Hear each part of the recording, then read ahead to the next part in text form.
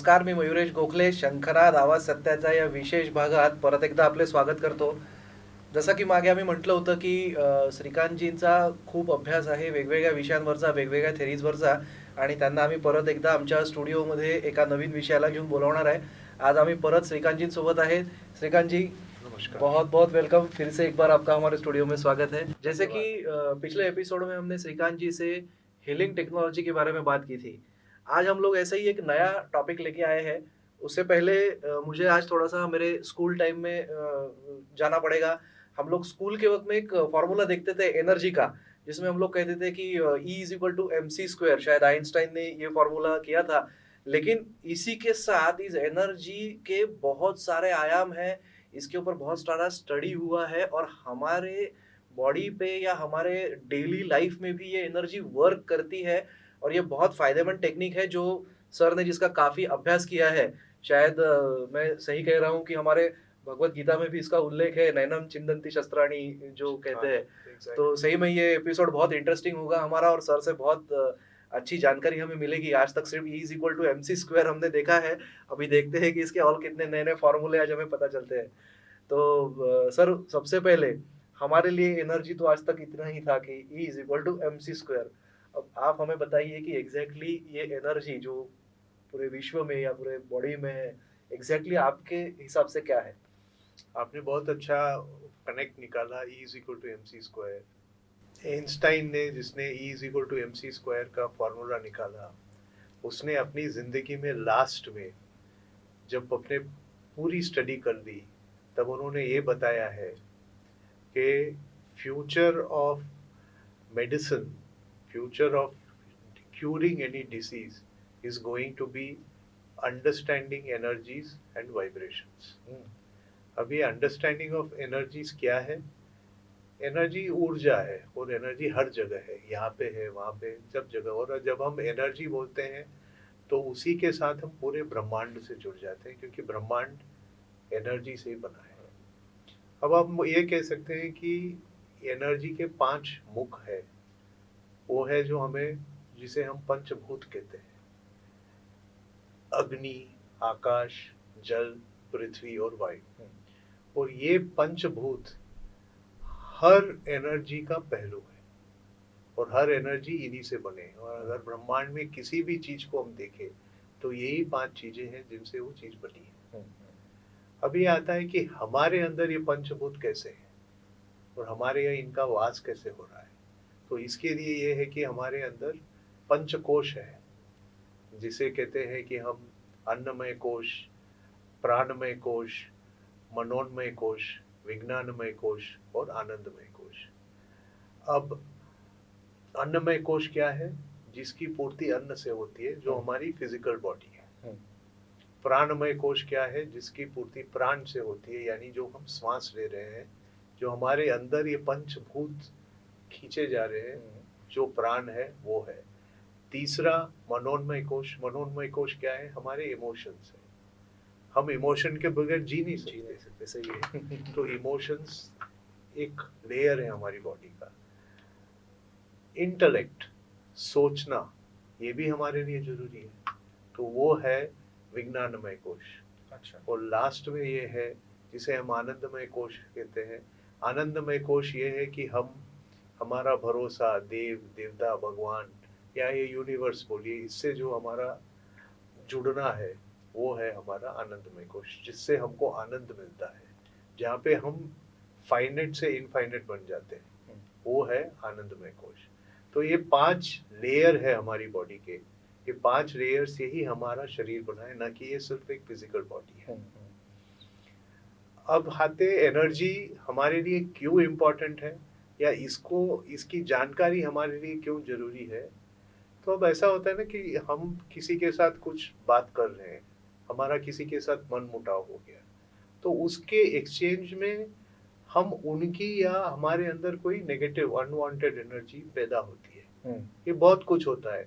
हमने किसी का कुछ भला किया, उसने हमारे लिए रिस्पॉन्स नहीं किया, तो हमारे अंदर एक रहता है कि यार मैंने इसके लिए इतना किया, उसने, वो हम लेके रखते हैं हमारे अंदर कहीं ना कहीं, जिसे हम चोट बोलते हैं।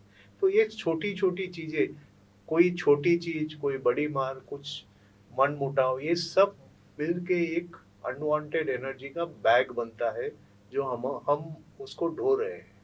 अच्छा। और ये चीज जो है हमारे एज के हिसाब से, हमारी बॉडी के हिसाब से, हमारी लाइफस्टाइल के हिसाब से एक लेवल तक हम उसको सहन कर सकते हैं। और जब वो पानी का मटका भर जाता है एनर्जी का, तब वो भार उभरने लगती है। अब होता क्या है कि शरीर उस भार को सहन नहीं कर पाता है, तो वो एनर्जी कहीं ना कहीं हमारी बॉडी में जाके अटैक करती है। अब जैसे हम देखते हैं कि घर के किस भाग को दीमक जाके अटैक करता है, जो घर का सबसे कमजोर हिस्सा होगा, जहाँ पे लकड़ी पहले से सड़ी हुई है, जहाँ पे बहुत सारा पानी जा रहा है, कीचड़ पैदा हुआ है, तो वहां पे कीड़े पैदा होते हैं या होते हैं, तो वो हमारे घर को धीरे धीरे खाने लगता है। तो इसी तरह हमारी लाइफस्टाइल जो है उसमें, जैसे किसी को लेट नाइट सोने की आदत है, देर रात सो रहा है, तो बाय डिफॉल्ट माइंड स्ट्रेस ले रहा है, माइंड को उतना रेस्ट नहीं मिल रहा है, तो उसका जब एनर्जी का भार बढ़ जाएगा तो वो जाके उसके माइंड को अफेक्ट करेगा। तब उसको नींद नहीं आती है, नींद ना आने की बीमारी है, कुछ ना कुछ उसको माइंड रिलेटेड माइग्रेन है, हेडेक्स है, ये सब बीमारी आती है। अब किसी को खाने का बहुत शौक है, टाइम बे टाइम अच्छा मिला खा लिया, क्या हो रहा है, लिवर पे प्रेशर जा रहा है। इस आदमी का जब एनर्जी का भार बढ़ गया तो लिवर को अटैक करेगा, तो क्या होता है, लिवर बेस्ड जितनी भी इश्यूज है, पेट की बीमारियां, ये सब हमारे अंदर शुरू हो जाती है। तो इस तरह जिसकी बॉडी, जिसकी लाइफस्टाइल के हिसाब से जो ऑर्गन हमारा वीक है, उस ऑर्गन को जाके एनर्जी अटैक करती है। इसीलिए हमारे अंदर अलग अलग डिसीजेस पैदा होती हैं। डिसीज का फुल फॉर्म क्या है, डिस ईज, ईज को खत्म करने वाला चीज है, वही डिजीज है। हाँ। तो जिस ऑर्गन को जाके वो अटैक करता है, वहां पे हमारे अंदर वो बीमारी पैदा हो जाती है। फिर वो डायबिटीज है, बीपी है, नींद ना आने की करके हर में अलग अलग पूरा बीमारियों का थाल भरा पड़ा है। वो झोली भर जाती है और वो सब बाहर निकलता तो है। उस हिसाब से हमारे अंदर वो बीमारी पैदा होती है। अभी आपने ये कहा तो मुझे बहुत पुरानी हमारी महाभारत की कहानी याद आई। वो श्री कृष्ण ने शिशुपाल करके कोई एक उसमें राक्षस जैसा था और उसके 100 पाप भरने तक वेट किया था और उसके बाद ही उसे मारा था। तो वही था कि उसके पापों की झोलियां भर रही थी और जब वो एक्सीड कर गई तो उसे खत्म कर दिया। हाँ, तो वैसा ही आपने अभी है। बताया कि हाँ। वो जो निगेटिव एनर्जी या जो निगेटिविटी है वो आ रही है और उसका वेट जब ओवरवेट हो जाता है तो वो वर्क करेगी। तो इसका मतलब ये जो एनर्जी है ये दोनों प्रकार की हो सकती है, जैसे पॉजिटिव है और निगेटिव भी है। तो इसका हमारे बॉडी के ऊपर वर्क हो रहा है, जो जिसके ऊपर आपने काफी स्टडी किया है। तो एग्जैक्टली क्या करते हैं आप इसमें, मतलब ये थेरेपी या ट्रीटमेंट किस प्रकार से होती है? अब होता ये है कि ये एनर्जी हमारे अंदर अटैक कर रही है। अब जैसे एक बहुत अच्छी चीज है जो हम कहते हैं कि हम जिस भी तौर से जिंदगी में गुजर रहे हैं, तो हमारे ये 4 चीजें हमको कॉन्स्टेंटली अफेक्ट कर रही है। वो है फिजिकल, मेंटल, इमोशनल और स्पिरिचुअल।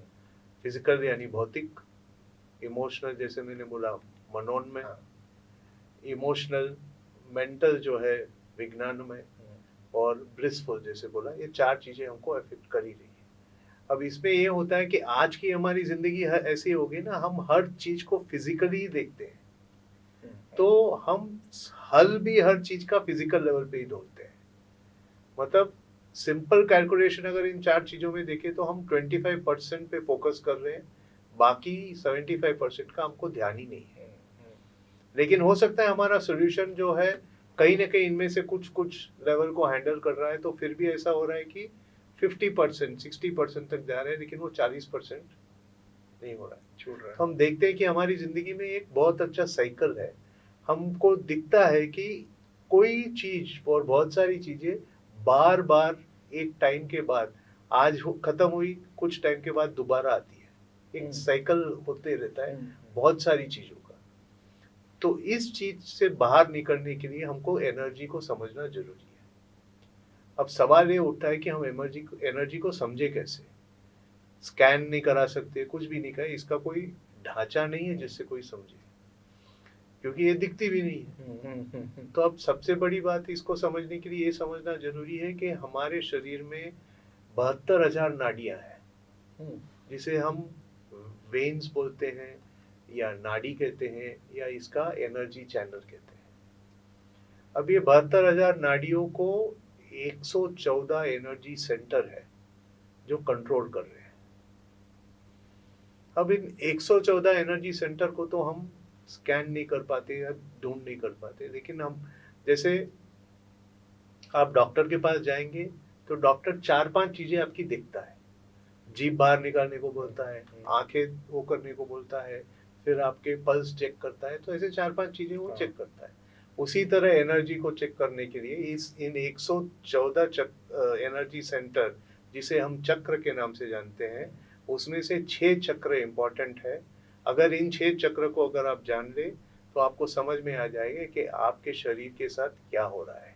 अच्छा, अब ये 6 चक्र कौन से, सवाल ये होता है। तो हमको ये जानना जरूरी है कि हमारी जो स्पाइन है वो हमारी, जिसे हम इंग्लिश में बहुत सिंपल लैंग्वेज में बैकबोन बोलते हैं। इसको बैकबोन क्यों बोला गया? क्योंकि शरीर में कहीं भी कुछ प्रॉब्लम होता है फिजिकली तो वो हमारे स्पाइन पे रिफ्लेक्ट होता है। और सबसे बड़ी बात है कि एनर्जी का जो फ्लो है हमारे अंदर, जिसे हम प्राण कहते हैं, वो भी उस स्पाइन में ही हो रहा है। हमारे यहाँ इन सब 72,000 नाड़ियों में से 3 नाड़ी का बहुत इंपॉर्टेंट रोल है, जिसे हम चंद्र नाड़ी और सूर्य नाड़ी तो जानते ही है। और इन दोनों के बीच जिसे हम कहते हैं सुषुम्न नाड़ी। और ये सुषुम्न नाड़ी का जो लोकेशन है वो हमारे स्पाइन के बिल्कुल साथ में है। ये दिखती नहीं है, इसका कोई ट्यूब नहीं है, लेकिन ये वर्चुअल है। ओके, ये वहां पे है। तो ये सुषुम्न नाड़ी और स्पाइन दोनों एक ही जगह पे मिले हुए हैं। तो इसलिए फिजिकल और एनर्जी दोनों वहीं पे रह रहे हैं। तो अब उस जगह पे जो 6 चक्र है, जिसे हम 7 चक्रों के इसमें जुड़ते हैं, तो अगर इन 6 चक्रों को जाना जाए और उनकी एनर्जी को समझा जाए तो हमको मालूम होगा कि शारीरिक लेवल पे हमारे यहाँ क्या हो रहा है और मानसिक लेवल पे भी क्या हो रहा है, या एनर्जी लेवल पे क्या हो रहा है, दोनों का पता हमको चल सकता है। सही है। इसीलिए इन 114 में से इन 6 चक्रों पे ध्यान दिया गया है। और एक बात है कि अगर हम एनर्जी बोलते हैं तो हम फिर ब्रह्मांड से जुड़ गए, क्योंकि पूरा ब्रह्मांड एनर्जी से बना है। तो उस जगह पे ये होता है कि ये 6 चक्र के अलावा और एक छठा चक्र, 7वां चक्र लिया गया जो हमारे सिर के ऊपर है, जिसे सहस्रार चक्र या क्राउन चक्र बोला जाता है। क्योंकि ये जो चक्र है ये हमारे इस एनर्जी बॉडी को ब्रह्मांड से जोड़ता है। तो ये जो है 7 चक्र बन गए, 6 + 1। तो ये 7 चक्र को अगर हम जान ले तो हमको पता चलता है कि हमारा शरीर और हमारा ब्रह्मांड से कहाँ पे गड़बड़ हो रही है और हमको किस लेवल पे ठीक करना है। आपने अभी बताया कि 7 प्रकार के चक्र होते हैं, 6 अपने बॉडी के अंदर और 7वां। तो इसमें से सबसे इम्पोर्टेंट फिर मतलब सबसे पावरफुल ये चक्र ये है, या मतलब इसके हर एक के अलग अलग एक कुछ कैरेक्टरिस्टिक्स? हर चक्र की अपनी एक क्वालिटी है और हर चक्र का ये कह सकते हैं कि अपना एक टास्क है। अच्छा, तो जैसे नीचे से अगर जाए तो जो सबसे बेस ऑफ द स्पाइन, मतलब जो सबसे रीढ़ की हड्डी के जो पोर्शन है वहाँ पे जो चक्र है उसे बोलते हैं मूलाधार चक्र। मूलाधार चक्र। हाँ। और ये मूलाधार चक्र जो है ये फिजिकल लेवल पे हमारे स्केलेटन से जुड़ा है। तो मतलब आपको अगर स्केलेटन लेवल पे कोई भी प्रॉब्लम आएगा, जैसे बैठने की वजह से दर्द होना या कोई भी फिजिकल रिलेटेड, स्केलेटन रिलेटेड जो भी प्रॉब्लम होगा, अगर है तो वो चक्र में वो दिखेगा। वो चक्र वीक हो जाएगा। अब इसे चक्र क्यों बोलते हैं? क्योंकि हमारे यहाँ एनर्जी पे 2 है, पोटेंशियल और काइनेटिक एनर्जी। पोटेंशियल एनर्जी तो जो बैठी है वो स्टैटिक है, लेकिन जो काइनेटिक एनर्जी है वो मूविंग है। इसीलिए इसको चक्र बोला गया है, क्योंकि ये एनर्जी सेंटर मूव हो रहा है। करेक्ट। और ये काइनेटिक है, एक्टिव है, इसीलिए इसको चक्र बोला है। अब ये मूलाधार चक्र जो है वो फिजिकल लेवल पे हमारे स्केलेटन सिस्टम से जुड़ा है और एनर्जी लेवल पे हमारी जितनी फिजिकल प्रक्रिया है, फिजिकल लाइफ है, उससे जुड़ा है। सिंपल लैंग्वेज में रोटी कपड़ा और मकान। अगर थोड़ा हायर लेवल पे सोचे तो सेफ्टी, सिक्योरिटी, स्टेबिलिटी, इन तीनों चीजों से ये चक्र जुड़ा है। तो कहीं पे भी इन चीज में अगर ऊंच नीच हुआ, जैसे हमारी फैमिली लाइफ में कुछ गड़बड़ आई, हमारी फाइनेंशियल लाइफ में कुछ गड़बड़ आई, इन सब चीजों पे अगर कुछ भी गड़बड़ हुआ तो ये चक्र का स्पीड कम हो जाएगी। अच्छा। हाँ, और जैसे हम अगर चेक करते हो तो हमको पता चलता है कि ये चक्र की स्पीड कम है, मतलब कहीं ना कहीं उस पर जो पर्सन है उनको फिजिकल लेवल पे या सेफ्टी, स्टेबिलिटी और सिक्योरिटी, इन किसी भी एक या तीनों चीजों पे उनको चैलेंज है। ये साफ होगा। जिसका मूलाधार चक्र गड़बड़ में है, सिंपल चीज है कि उसको बैक पेन रहेगा नीचे। ओके। जो टिप ऑफ द पेन है, हाँ। वो पेन ऐसा है कि किसी चीज की वजह से नहीं है, वो आता है जाता है, आता है जाता है। ठीक है, तो वो क्लियर साइन है कि उसका मूलाधार चक्र गड़बड़ है। और अगर उस आदमी को आप देखेंगे तो he will surely have problems. Financial होगा, घर पे होगा, या फैमिली के साथ होगा, कुछ भी होगा, लेकिन उसको कहीं ना कहीं इन तीन चीजों के चैलेंजेस है। अच्छा। हाँ, तो काफी 100%। अब ये दूसरा चक्र है जिसे हम स्वादिष्टान चक्र कहते हैं। तो स्वादिष्टान चक्र हमारे नाभि के लगभग 2 इंच नीचे रहता है, उसका जो सेंटर है। और ये जो पॉइंट है ये हमारे इमोशंस से जुड़ा हुआ है। और इसका जो फिजिकल लेवल पे एक्टिविटी है, ये हमारे रिप्रोडक्टिव ऑर्गन्स से जुड़ा है। इसका सबसे अच्छा एग्जाम्पल ये है कि लेडीज को मेंस्ट्रुअल साइकिल आता है, तो जब वो पीरियड्स के टाइम पे रहती है तो उनके जो इमोशंस हैं ऊपर नीचे रहते हैं। स्विंग्स कहते हैं जिसको, स्विंग्स जिसे जिसे कहते हैं। तो ये दर्शाता है रिप्रोडक्टिव ऑर्गन उस समय अपना जो अनवांटेड वो रिलीज कर रहा है, बाहर निकल रहा है, और उसी तरह उनके अंदर इमोशनल इम्बैलेंस है। तो ये एग्जैक्ट आपको दिखता है कि फिजिकल और एनर्जी का कितना अच्छा तालमेल है। सही है। तीसरा चक्र जिसे हम मणिपुर चक्र कहते हैं, हमारे नाभि के 2 इंच ऊपर है। और ये जो चक्र है हमारे कॉन्फिडेंस और हमारे विल पावर से जुड़ा है। और ये चक्र हमारे डाइजेस्टिव सिस्टम से जुड़ा है। आप देखेंगे कि जिनका कॉन्फिडेंस लेवल लो होता है उन लोगों को डाइजेशन का प्रॉब्लम होता ही है। अच्छा। जिनका विल पावर वीक है उनको डाइजेशन लेवल पे प्रॉब्लम होगा।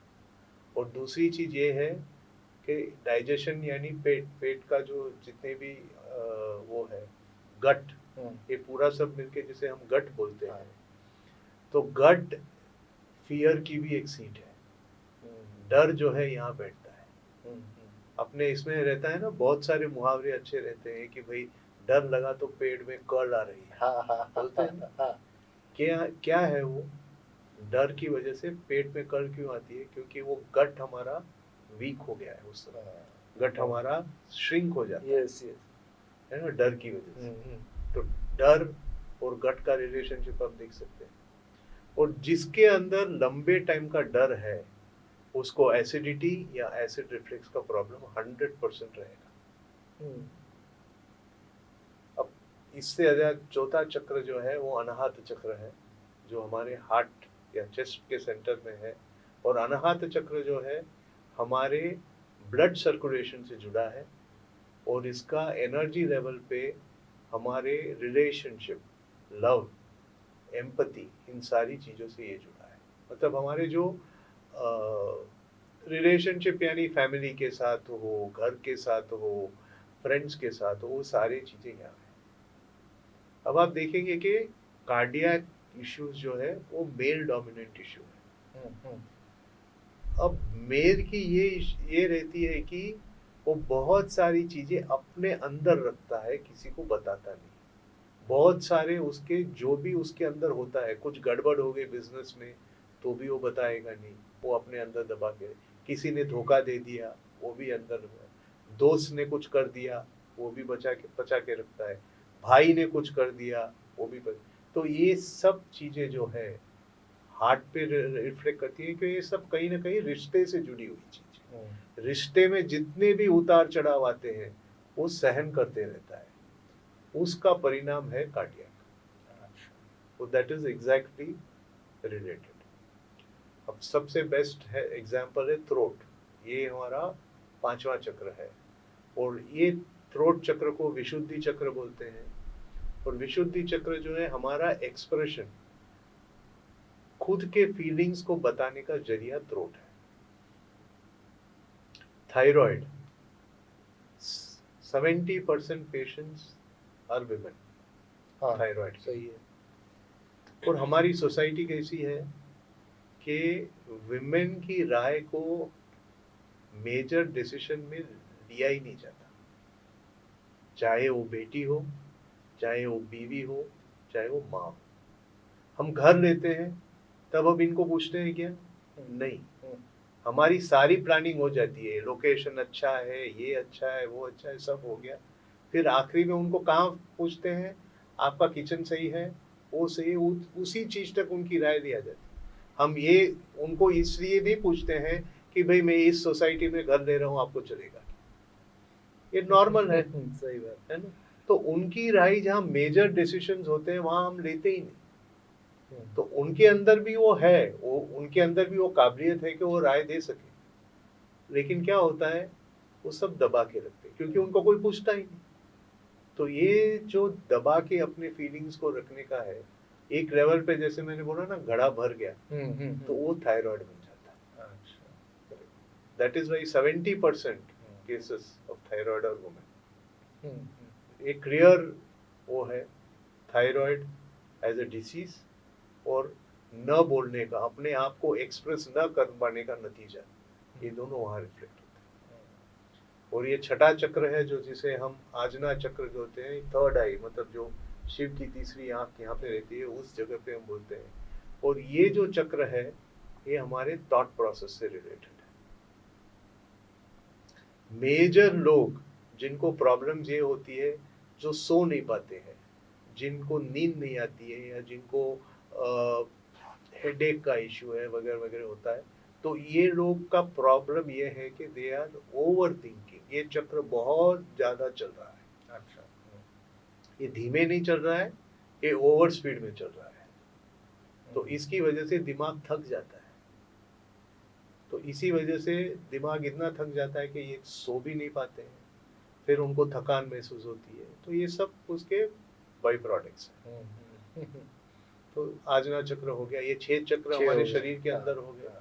7वां चक्र जो है ये हमारी एनर्जी को यूनिवर्स की एनर्जी से जोड़ने वाला एक प्लग है, कनेक्ट करता है। ट्रांसमीटर और रिसीवर जैसे काम आप करेगा। डॉक्टर के पास जाइए, किसी के पास भी जाइए, डॉक्टर कोई भी क्या बोलता है? आराम करो, टेक रेस्ट। सही है। क्यों टेक रेस्ट? क्योंकि बॉडी जब रेस्ट लेती है तो वो डीपर वेव्स के अंदर जाती है, जिसे हम थीटा वेव्स कहते हैं। और पूरा ब्रह्मांड की जो एनर्जी की लैंग्वेज है वो थीटा वेव्स है। जिस लेवल पे वो वाइब्रेट कर रहा है वो थीटा पे है। तो जब हम थीटा वेव्स पे जाते हैं तो हम यूनिवर्स की एनर्जी से जुड़ जाते हैं। तो हमारे अंदर इनडायरेक्टली वो रिचार्जिंग होती है। इसीलिए जब हम सोने के बाद उठते हैं तो वी फील फ्रेश लगता है। वाई? सिर्फ बॉडी नहीं है, ऑर्गन्स फ्रेश नहीं हो रहे हैं, हमारा दिमाग सबसे ज्यादा फ्रेश हो रहा है। वो क्यों हो रहा है? क्योंकि उसके अंदर जो सॉफ्टवेयर का अपलोड डाउनलोड है वो सब हो चुका है। And then you are fine. तो इसी तरह ये 7 चक्र काम करते हैं। सही में ये बहुत ही इंटरेस्टिंग पार्ट है कि आपने जो अभी बताया, और वो सब रिलेट हो रहे हैं सारी डेली हमारी रूटीन लाइफ में। ये सारे जो इन्वेंशंस है जो आपने अभी बताया, परफेक्शन है उसमें, सही सब बातें रिलेट हो रही है। ये एग्जैक्टली ये भी हमारे भारत का ही सब देन है। चक्र तो हमारे भारत से ही निकले ना। जो चक्र शब्द है ये भी हमारे इस भारत का ही है सर। लेकिन ये था कि उस, जैसे मैंने पहले भी बताया आपको, इसका लोगों के साथ उतना कनेक्ट नहीं बैठता था, और उन्होंने इस नॉलेज को इतने लेवल पे नहीं पहुंचाया ताकि इसका मिसयूज भी ना हो। ठीक है? जैसे आज आप देखते हैं कि लोग बोलते हैं कि आपको फाइनेंशियली फ्रीडम मिल जाएगा अगर आप इस एनर्जी को इस तरह से करोगे। नहीं होता है। 100 लोगों में से हो सकता है 4 लोग को हो सकता है। अब जैसे क्रिस्टल्स है, क्रिस्टल भी हीलिंग का एक जरिया है, लेकिन लोग उसको मिसयूज करने लगे। लोग उसको मिसयूज इसलिए करने लगे कि लोग बोलते हैं कि आप ये वाला ब्रेसलेट पहनो, आपके पैसा गिरेगा, छप्पड़ फाड़ के गिरेगा, लेकिन नहीं होता है।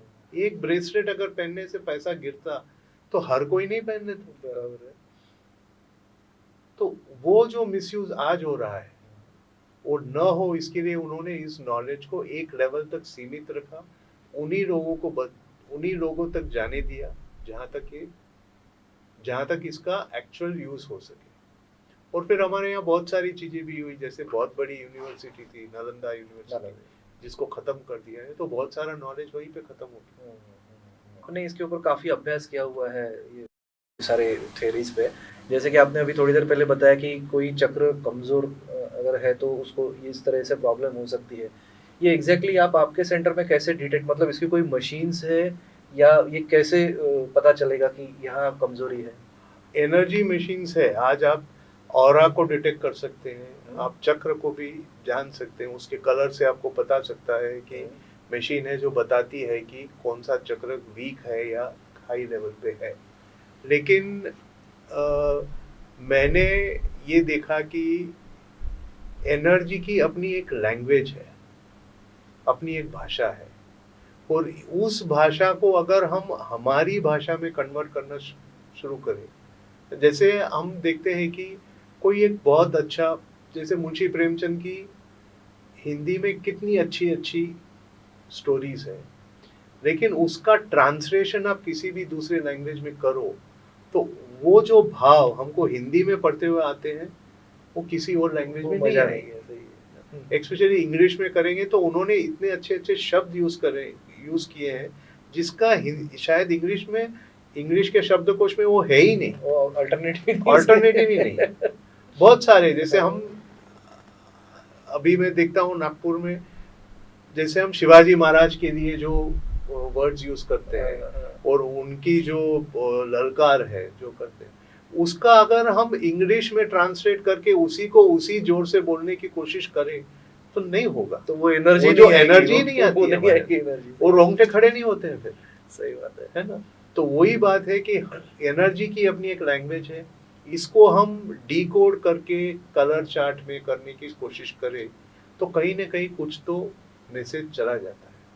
तो मैंने ये देखा कि इस पे डिपेंड होने के बजाय मैंने अपना खुद एक यंत्र क्रिएट किया है जिससे कि मैं सामने वाले की एनर्जी को डायरेक्टली इंटरैक्ट कर सकूं और मुझे, मतलब मैं उस एनर्जी के साथ बात कर सकूं ताकि मुझे समझ में आए कि वो एनर्जी क्या कहना चाहती है। और वो जो लैंग्वेज समझना है वो एक ही भाषा है और उसको समझ पाना बहुत सरल है, बल्कि मैं उसको ट्रांसलेट करके इसमें कलर कोडिंग में जाऊं तो मुझे लगता है कहीं ना कहीं, मैंने प्रैक्टिस भी किया है तो मैंने लगा कि इसमें जो मजा है और इसमें जो इंफॉर्मेशन आपको मिलती है वो उसमें नहीं है, क्योंकि इसकी एक भाषा अलग है, इसकी एक लैंग्वेज अलग है और ये हमको जिस लेवल पे कम्युनिकेट करना चाहती है वो भी अलग है। तो इसीलिए मैं डायरेक्ट एनर्जी, सामने वाले की एनर्जी से इंटरैक्ट करने की कोशिश करता हूँ और उसके साथ जो समझ में आता है, जो मैसेज मिलता है, उस मैसेज को उनके सामने डिकोड करता हूँ। तो इसी चीज को मैं फॉलो करता हूँ और आज तक टचवुड 99% से ज्यादा आई हैव बीन सक्सेसफुल। क्या बात है, आपने कई लोगों को इसमें मतलब हाँ, जितने को मैंने स्टडी की हो, जितने को मैंने बोला है कि आपके साथ ये प्रॉब्लम है, तो कहीं ना कहीं दे ऑल एग्री कि हाँ मेरी कोई प्रॉब्लम है। सही में ये बहुत बड़ा विषय है ये, और हम लोग एनर्जी से शुरू होते हुए चक्र तक आए और उसमें आपने एक इन्वेंशन भी किया हुआ है जो जिसमें आप डिटेक्ट करते हैं। ये बहुत बड़ा विषय है, लेकिन हमारे पास थोड़ी समय की कमी है, लेकिन बहुत अच्छे तरह से आपने बहुत कम समय में वो सब समझाया है कि एग्जैक्टली ये चक्र क्या होते हैं। और मुझे इसमें और एक बात पता चली कि हम लोग कई बार यूट्यूब पे कुछ ऐसे वीडियो देखते हैं कि उससे कंफ्यूजन और बढ़ जाता है। तो जी। आज हमारे इस वीडियो से ऑथेंटिकेट हमें पता चला है कि एग्जैक्टली ये चक्र क्या होते हैं। और अगर आपको इसके बारे में और ज़्यादा जानकारी चाहिए या आपको इससे जुड़े हुए कुछ समस्या है तो ज़रूर आप श्रीकांत जी पारेख से संपर्क कर सकते हैं। हमारे नागपुर में ही श्रीकांत जी पारेख का रामदास पेट में सेंटर है और ये काफ़ी दुनिया में आजकल यूज़ करने वाले काफ़ी लोग हैं जो इसको यूज़ करके या इस थेरेपी को, इस ट्रीटमेंट को लेकर अभी अपनी ज़िंदगी बहुत अच्छे से सब ये कर रहे हैं। तो सही में श्रीकांत जी, हम लोग फिर से एक बार आपको बहुत बहुत धन्यवाद देना चाहेंगे। आपने इतना समय हमें दिया और ये इतनी सारी अभूतपूर्व जानकारी आज हमें आपने दी है। हम जरूर आपसे फिर से एक बार मिलना चाहेंगे। आज के एपिसोड के लिए आपका बहुत बहुत धन्यवाद। Thank you.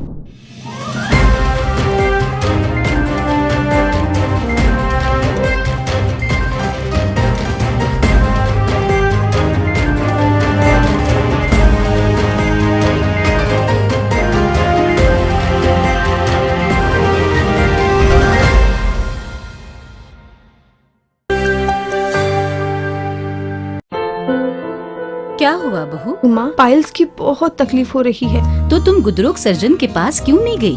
देखो, जैसे हार्ट के लिए हार्ट स्पेशलिस्ट, ब्रेन के लिए ब्रेन स्पेशलिस्ट, तो पाइल्स के लिए पाइल स्पेशलिस्ट क्यों नहीं? स्त्री हो या पुरुष, टॉयलेट में तकलीफ केवल पाइल्स ही नहीं, और भी कई प्रकार के गुदरोग तथा कैंसर भी हो सकता है। इसीलिए इसकी प्रत्यक्ष जांच जरूरी है। ठीक है माँ, पर जांच के लिए हम जाएंगे कहाँ? वही काले आयुर्वेदिक पाइल्स हॉस्पिटल में। लेकिन माँ, प्रेगनेंसी में पाइल्स की दवाइयाँ? प्रेगनेंसी में आयुर्वेदिक दवाइयाँ सुरक्षित होती है। जनहित में जारी काड़े आयुर्वेदिक पाइल्स हॉस्पिटल, औषधि चिकित्सा तथा सर्जरी ट्रीटमेंट उपलब्ध। हमारा पता उमरेड रोड, दिघौरी बस स्टॉप के पास, नागपुर। अधिक जानकारी के लिए वेबसाइट पर जाएं kadepailshhospital.com।